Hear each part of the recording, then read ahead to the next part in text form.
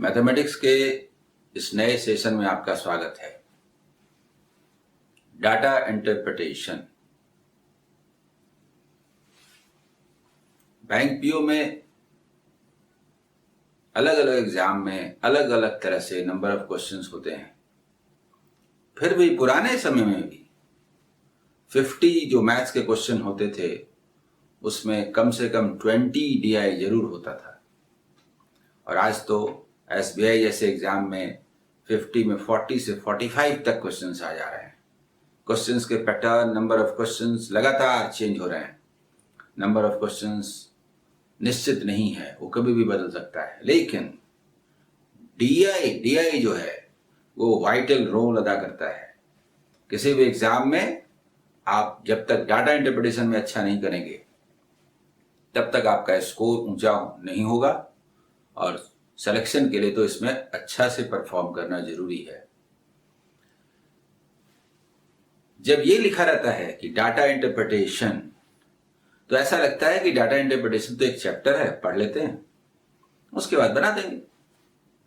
नहीं, बिल्कुल गलत है।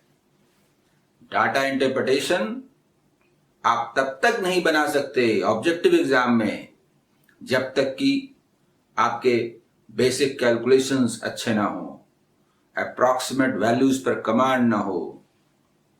चैप्टर्स में परसेंटेज एंड एवरेज, ये दो बहुत ही इंपॉर्टेंट चैप्टर्स हैं जिनका इस्तेमाल किए बिना डीआई पर आप विजय नहीं पा सकते। इसके अलावा ratio and proportion, profit and loss, इन सब का इस्तेमाल इसमें होता है। इन सारे चैप्टर पर कमांड होने के साथ साथ मैथमेटिकल एबिलिटी कई महीनों तक बनाने के बाद आती है, वो भी होनी चाहिए। यही कारण है कि जो कोर्सेस होते हैं उसमें डीआई लास्ट में पढ़ाया जाता है, ताकि आप मैथ्स के विभिन्न चैप्टर्स ठीक से उस पर प्रवीणता हासिल कर लें, कमांड हासिल कर लें। डीआई में होता क्या है? डीआई के डिफरेंट पार्ट्स हैं। डिफरेंट बार डायग्राम्स होते हैं, डिफरेंट लाइन डायग्राम्स होते हैं, टेबल्स होते हैं।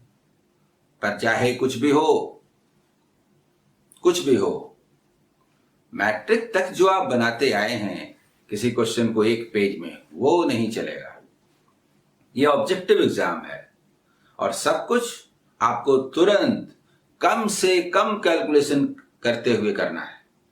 अधिकतर जगहों पर without using pen and paper, जो मेरा स्लोगन है, वो अधिकतर क्वेश्चंस के लिए लागू होता है। बहुत सारे क्वेश्चंस के लिए थोड़े बहुत पेन पेपर, कुछ 5-10% जो क्वेश्चन होंगे उन्हीं के लिए मुश्किल से 2 लाइन लिखना पड़ सकता है। इसका भी बाकी कैलकुलेशन मन में होता है। डीआई में विजुअल इंस्पेक्शन बहुत मायने रखता है। आप देखेंगे, ताज्जुब होगा कि अगर ये पूछे कि किस स्कूल से जो स्टूडेंट्स पास किए हैं पिछले वर्षों की तुलना में उनका परसेंटेज सबसे ज्यादा है, तो क्या सारे स्कूल का हर साल का परसेंटेज निकालेंगे? नो, विजुअल इंस्पेक्शन, और जरूरी हुआ तो 1 से 2 में कैलकुलेशन। ये आप धीरे धीरे समझेंगे। ये थ्योरीज बिना प्रैक्टिकल के समझ में नहीं आएगी। इसलिए कहां पर किस तरह से परसेंटेज से लेकर रेशियो तक का इस्तेमाल करना है, ये क्वेश्चन दर क्वेश्चन मैं आपसे बात करता चलूंगा। बहुत सारे क्वेश्चन बहुत आसान होंगे, बहुत सारे थोड़े टफ होंगे, लेकिन सबको एक समान रूप से लेना है। अगर आपको समझ में आता है तो फिर कोई दिक्कत नहीं है। आज हम लोग एक सामान्य डाटा इंटरप्रिटेशन के टेबल से शुरू करते हैं। इसमें कुछ आसान क्वेश्चन होंगे, कुछ ऐसे क्वेश्चन होंगे जो आसान लगते हैं लेकिन कैलकुलेशन आप सही ढंग से नहीं करेंगे तो फिर कोई फायदा नहीं है। इसलिए आप क्वेश्चन पर ही ध्यान न दें, बल्कि उनके कैलकुलेशंस पर भी ध्यान दें। बहुत सारे कैलकुलेशंस होंगे जो आपके मन में हो जाएंगे। ये 5 क्वेश्चन का सेट है इसमें, जिसमें एक एक करके क्वेश्चन दर क्वेश्चन हम लोग आगे बढ़ेंगे। पहले तो हम लोग देख लें कि हमारा टेबल क्या है। देखिए, 5 डिफरेंट स्कूल्स हैं, A, B, C, D, E, और 5 डिफरेंट गेम्स हैं, football, basketball, cricket, tennis and badminton. ये जो डिफरेंट गेम्स हैं वो खेलने वाले किसी स्कूल में कितने कितने स्टूडेंट्स हैं वो कॉलम में दिया हुआ है, और फुटबॉल खेलने वाले डिफरेंट स्कूल्स में कितने कितने हैं वो रो में दिया हुआ है। रो बताता है रो कि गेम खेलने वाले, फुटबॉल खेलने वाले अलग अलग स्कूल के कितने हैं, और कॉलम बताता है कि एक ही स्कूल के अलग अलग गेम खेलने वाले कितने स्टूडेंट्स हैं। तो इसको समझने में कोई प्रॉब्लम नहीं है, ये तो आप समझ रहे हैं। जो डीआई बनाना शुरू भी कर रहे होंगे उनको भी ये बात समझ में आ रही होगी। जैसे देख लीजिए, अगर बोले कि बास्केटबॉल खेलने वाले स्टूडेंट्स, तो बास्केटबॉल कहाँ है, देखिए सेकंड रो में है। खेलने वाले स्टूडेंट्स स्कूल बी से कितने हैं, तो 200। अगर बोले क्रिकेट खेलने वाले स्टूडेंट्स स्कूल ई से कितने हैं, तो क्रिकेट देखिए, और स्कूल देखिए, स्कूल ई 200। उसी तरह से बोलेंगे कि स्कूल डी से टेनिस खेलने वाले कितने हैं, तो स्कूल डी ढूंढिए, ये हुआ, और टेनिस खेलने वाले ये हुआ, टेनिस खेलने वाले 130। तो आपको समझ में आ गया होगा कि ये टेबल आराम से हम लोग पढ़ सकते हैं। अब इस पर हमें क्वेश्चंस बनाने हैं, डिफरेंट क्वेश्चन, जिस पर हम लोग बारी बारी से चलेंगे। पहला क्वेश्चन है, आसान है, लेकिन ये ऐसा क्वेश्चन है जो without using pen and paper possible है। आइए मैं पहले क्वेश्चन पढ़ता हूं। If 20% of the students playing football from school A also play badminton, then what would be the total number of students playing badminton from school A? देखिए क्या कहा जा रहा है कि फुटबॉल खेलने वाले ये सभी हैं। फुटबॉल खेलने वाले स्कूल ए से, तो स्कूल ए से मतलब ये फुटबॉल खेलने वाले स्कूल ए से कितने स्टूडेंट हैं, 125। उनका 20%, इनका 20% कैसे निकालेंगे? देखिए, अगर आपको समझ में आता है कि 20% 1/5 है, तो 125 का 1/5 कितना हुआ, 25। 20% 25। अदरवाइज 10% को क्या बोलेंगे, 12.5। 10% को क्या बोलेंगे, 12.5। तो 20% कितना हुआ, डबल 25। तो स्कूल ए से फुटबॉल खेलने वाले स्टूडेंट्स का जो 20% है, यानी 25, अगर बैडमिंटन भी खेलना शुरू कर दे, तो अब बैडमिंटन खेलने वाले स्टूडेंट्स स्कूल ए से कितने हो जाएंगे? भाई पहले से 75 है, 25 और आगे, तो अब कुल कितने हो गए, 75 + 25 यानी 100 आंसर। ठीक है, दूसरे क्वेश्चन पर आते हैं। The number of students playing basketball from school C is approximately what % of the students playing basketball from school E? ध्यान दें कि इसमें अप्रोक्सीमेशन भी है, जिसकी चर्चा मैं पहले भी कर रहा था। अप्रोक्सीमेटली निकालना है, एग्जैक्टली नहीं निकालना है। ये भी ऐसा सवाल है जो बिना पेन और पेपर के बनाया जा सकता है। फिर भी मैं पेन पेपर से अलग अलग कंडीशंस में बना के दिखाऊंगा। सबसे पहले क्वेश्चन को डाटा में देखिए। The number of students playing basketball, देखिए बास्केटबॉल कहाँ है, यहां है, तो इतने सारे स्टूडेंट्स हैं। The number of students playing the game basketball from school C means 195। C is approximately what % of the students playing basketball from school E? इसी बास्केटबॉल को खेलने वाले स्कूल E से, यानी 195 is what % of 225 आपको बताना है। यह अप्रोक्सीमेशन का सवाल है। बचपन में आप क्या करते थे, या अभी भी बहुत सारे स्टूडेंट करेंगे, बोलेंगे 195 225 का, अभी बोलते हैं कितना % है, और इसको लगेंगे डिवाइड करने भाई अगर ऐसे बनाना हो तो प्लीज ये क्वेश्चन छोड़ दीजिए। ये अप्रोक्सीमेशन है, इवन एग्जैक्ट भी होता ना, सिंप्लीफिकेशन भी होता तो ऐसे नहीं बनाते। ये नहीं बना सकते, कितना कैलकुलेशन करेंगे, व्हाई? इसलिए पहला मेथड जो यूजुअली आप बनाते आए हैं, इसको नहीं बनाना है, इसको काट दीजिए। ये मेथड सुटेबल नहीं है। सही है, गलत नहीं है, लेकिन सुटेबल नहीं है। सेकंड मेथड कैसे बनाएंगे? 225 का 195 कितना परसेंट है? आप जानते हैं कैसे बनाएंगे? मान लीजिए कि कोई 200 रुपीज अर्न करता और 150 खर्च करता और बोले खर्च एक्सपेंडिचर का परसेंटेज बताइए। क्यों बताएं?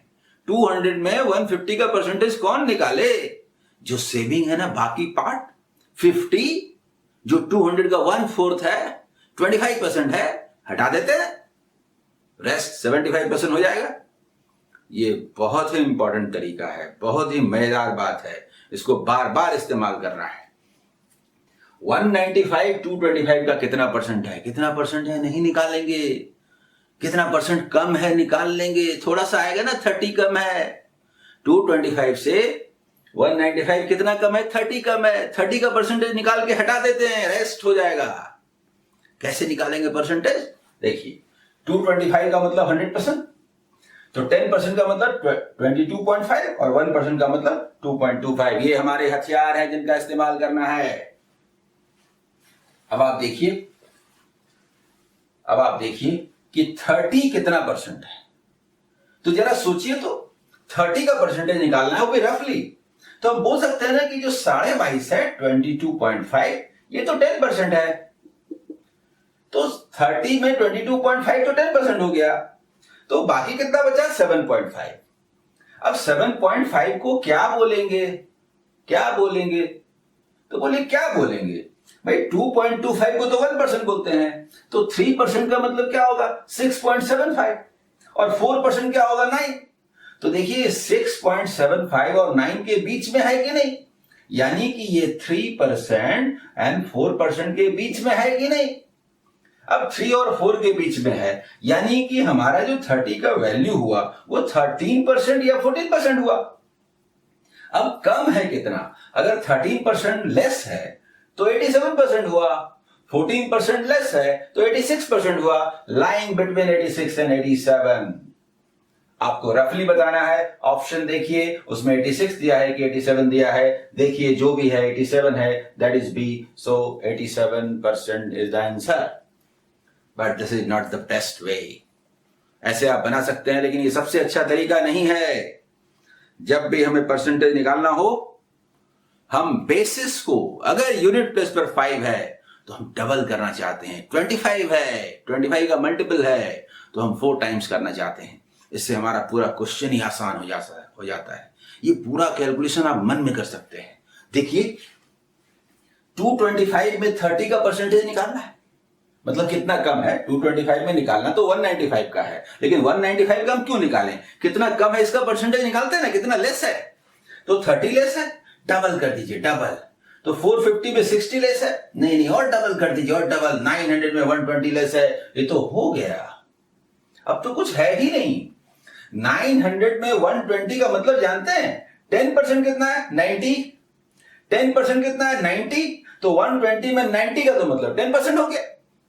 बाकी क्या बचा? 30। और 30 क्या है? तो देखिए 10% जो 90 है उसका 1/3 है ना, 30। 1/3 10% का 1/3 क्या हुआ? 3 and 1/3। एग्जैक्टली आपने निकाल दिया। क्वेश्चन तो था अप्रोक्सीमेशन का, पर आपने इसको ठीक ठीक निकाल दिया कि 13 and 1/3% ये है। अगर ये 13 and 1/3% है, और इसे साफ साफ लिखता हूं कि अगर ये 120 जो है, अगर ये जो है 13 and 1/3% है, और ये जो है, ये अगर 100% है, तो ये कितना कम है? देखिए इसको 86 and 2/3% आप सही निकाल सकते हैं। हालांकि उसकी आवश्यकता नहीं है, आप इसे 87 बोल लें, 86 बोल लें, जो भी बोल लें, आपका आंसर कभी गलत नहीं होगा। उसके बीच में इतनी दूरी होगी, देखिए 87 के आसपास, कहीं 86 नहीं है, 85 नहीं है, ये सब कहीं नहीं है, 81 है जो बहुत दूर है। या फिर 94 है जो बहुत दूर है। तो आप समझे, अगर आप इस तरह से कैलकुलेशन करते हैं तो डाटा इंटरप्रिटेशन बनाने का मजा ही कुछ और होगा। तीसरा क्वेश्चन है, what is the difference between the average number of students playing cricket from all the schools and the average number of students playing tennis from all the schools? What is the difference? ये पूछा है। अब आप सोचिए इसको कैसे बनाएंगे। बहुत बढ़िया क्वेश्चन है, इसमें सीखने के लिए आपको बहुत कुछ मिलेगा। देखिए, एवरेज निकालना है किन का? तो average number of students playing cricket, cricket खेलने वाले सारे स्टूडेंट्स का एवरेज निकालिए, और टेनिस खेलने वाले सारे स्टूडेंट्स जो विभिन्न स्कूल्स में हैं, 5 स्कूल में हैं, उनका एवरेज निकालिए और उनका डिफरेंस निकालिए। ये पूछ रहा है, कह रहा है। और आप क्या करते हैं? एवरेज निकालने चले जाते हैं। एवरेज नहीं निकालना है, डिफरेंस के लिए एवरेज निकालने की आवश्यकता नहीं है। फिर क्या है? वही बेस्ट मेथड है, उसकी चर्चा मैं करूंगा। लेकिन उसके पहले मैं ये कह रहा हूं कि आप कैसे निकालेंगे, इसमें भी पेन पेपर की जरूरत नहीं पड़ेगा। जानते हैं आप यूजुअली कैसे निकालते? देखिए कैसे निकालते। क्रिकेट खेलने वालों का एवरेज निकाल लीजिएगा, निकालना नहीं चाहिए, फिर भी मान लीजिए आप निकाल लेते हैं। टेनिस खेलने वाले का एवरेज निकाल लेते हैं और लेस कर देते हैं। और ये भी सही ढंग से कीजिए तो शायद चल जाए। आप सबको ऐड करके 5 से डिवाइड कीजिएगा तो ये एग्जाम पास करने का लक्षण नहीं है। ये सबको ऐड करके 5 से डिवाइड कीजिएगा, ये कोई तरीका नहीं है। ये सब भूल जाइए, अंडर मैट्रिक की बात थी। आज एवरेज का मतलब समझना पड़ेगा। अगर निकालना है, पहली बात तो इसको निकालना ही नहीं, कैसे करना है अभी करते हैं। लेकिन अगर मान लीजिए एवरेज निकालना भी चाहते हो और ढंग से एवरेज निकाल लीजिए तो शायद चल जाए। अगर आप एवरेज निकालना चाहते हैं तो क्या बोलेंगे? इनका एवरेज 200 एज्यूम कर लीजिए, सबके पास 200 रहने दीजिए, बाकी लीजिए। बाकी लेना बड़ा आसान है। देखिए 25 और 15 कितना हुआ? 40 निकाल लीजिए तो क्या हो गया? सब 200 और 50 निकाल लीजिए 90। 200 तो एवरेज है ही, और 90 को 5 में डिवाइड कर दीजिए तो 18H। 200 से 18 ज्यादा क्या निकला? 200 से 18 ज्यादा, 18 ज्यादा। हम इसको 218 बोलने को तैयार नहीं है क्योंकि एवरेज निकालना नहीं है। अगर इसका एवरेज निकालना चाहते हो, इसको भी मानते हैं, इसको भी मानते हैं कि 200 से 40 ज्यादा है, 10 ज्यादा है, 50 ज्यादा हुआ ना, 50 को निकाल लीजिए। इसके पास 200 बच गया, इसके पास भी 200 बच गया। ये क्या हो गया? 50। ये 50 इसको दे दीजिए तो क्या हो गया? 180। 20 कम है ना, 20 कम है ना, और ये 35 कम है ना, 55 कम है ना। 55 को 5 लोगों में बांटने का मतलब है 110 को 10 में बांटना, यानी 11 कम है, 11 कम है। 200 से सभी 11 कम है, 11 कम है, 11 कम है। तो आप इसको 189 मत लिखिए। 189 लिखने पर फिर लेस करना पड़ जाएगा। लेकिन आप अगर बोलते हैं 200 से 18 ज्यादा पहले वाले का, 200 से 11 लेस दूसरे वाले का, what is the gap, what is the difference? 29। This is the answer. अगर आप एवरेज निकालना चाहते हैं और उसके बाद डिफरेंस निकालना चाहते हैं तो एवरेज यदि इस ढंग से कीजिए तो शायद चल जाए। लेकिन मैं नहीं चाहता कि आप इसे ऐसे बनाएं। इसका जो बेस्ट मेथड है वो ये है। उसके लिए मैं एक कॉन्सेप्ट देता हूं, सुनिए। Difference between the averages is same as the average of the differences. This is a theorem, very useful. समझ में आया? नहीं आया? चलिए मैं समझाता हूं। मान लीजिए कि यहां पर 3 व्यक्ति हैं, A, B और C। इनका एवरेज निकाल लीजिए तो कहा ठीक है भाई, एवरेज निकाल लेते हैं, ये लीजिए। फिर X, Y, Z और भी हैं दूसरे 3 व्यक्ति, कहा इनका भी एवरेज निकाल लीजिए और घटा दीजिए, डिफरेंस निकाल लीजिए। इसका एवरेज और इसका एवरेज, दोनों का डिफरेंस निकालिए। थोड़ा गौर कीजिए तो इसको लिख सकते हैं कि नहीं ऐसे। इसको हम सॉल्व करें तो जरा गौर कीजिए तो ये क्या है? ये 3 टर्म्स हुए ना उनका एवरेज, ये क्या है डिफरेंस? यही मैं कह रहा था, इन दोनों के बीच का एवरेज, इन दोनों के एवरेज का जो डिफरेंस है वो इनके एवरेज के डिफरेंस के एवरेज के बराबर है, और इसी का इस्तेमाल करते हैं। देखिए, अगर एक पर्टिकुलर डायरेक्शन में हम लोग मान लेते हैं उधर ज्यादा है मतलब उधर प्लस, अगर उधर कम है तो माइनस। ये अगर लिखेंगे तो फिर प्रॉब्लम होगा, और नहीं लिखेंगे तो आंसर है। आप जानते हैं, अगर नहीं लिखेंगे तो आंसर है, मुंह से आंसर है। कैसे? देखिए, 10 मोर 10 लेस, खत्म। 25 ज्यादा ना, 25 और इधर 15, 40 और इधर 70, 110 और इधर 35, 145। डिफरेंसेस कितने हैं? 145, और 145 का एवरेज क्या है? 5 से डिवाइड कर दीजिए। 145 को 5 से डिवाइड नहीं किया जाता, 290 को 10 से डिवाइड किया जाता है, माने 29 आंसर। ये मैंने क्या किया? ये मैंने किया कि मान लीजिए इधर +10 है, ऐसे नहीं लिखना है, ऐसे करना है।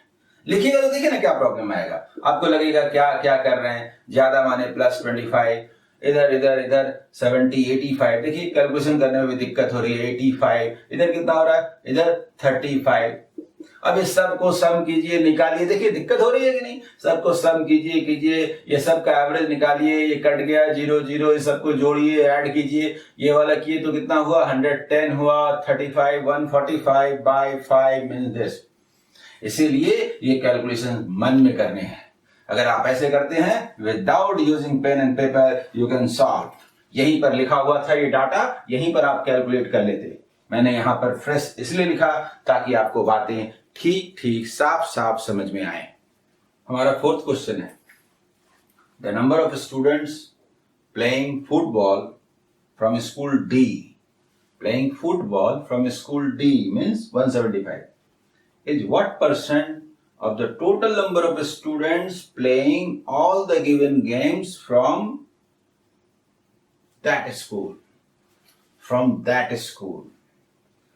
All the students playing different games from that school. मतलब स्कूल डी में टोटल जितने स्टूडेंट्स हैं, मतलब उनका सम चाहिए, ऐड करना होगा। उसका फुटबॉल खेलने वाले जितने स्टूडेंट्स हैं 175 स्कूल डी से, वो कितना % है। तो इसका सम करना है और बताना है कि 175 कितना % है। तो सम थोड़ा ढंग से कीजिए, ग्रुपिंग करके कीजिए। देखिए कैसे करेंगे हम लोग। करेंगे, देखिए ये 130 और ये 170 बोलते हैं, 300 होगा ना। 130 और 170 ले लेते हैं, 5 छोड़ देते हैं, 5 यहां पर रह गया, तो 300 हो गया ना। और ये 45 और 45 कितना होता है? 90। तो ये 290 हुआ ना। 10 भी ले लेते हैं, 10, तो 300 हुआ ना। ये 300, 2 500 और 3 800 और ये 5 5 10, 810।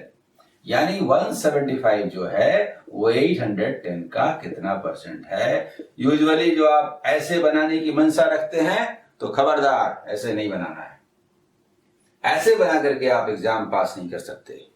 ऑब्जेक्टिव मैथमेटिक्स इस तरीके से नहीं बनाया जाता, इसीलिए ऐसे कभी मत बनाइएगा। क्या बनाना है आपको? 175 जो है 110 का कितना % है।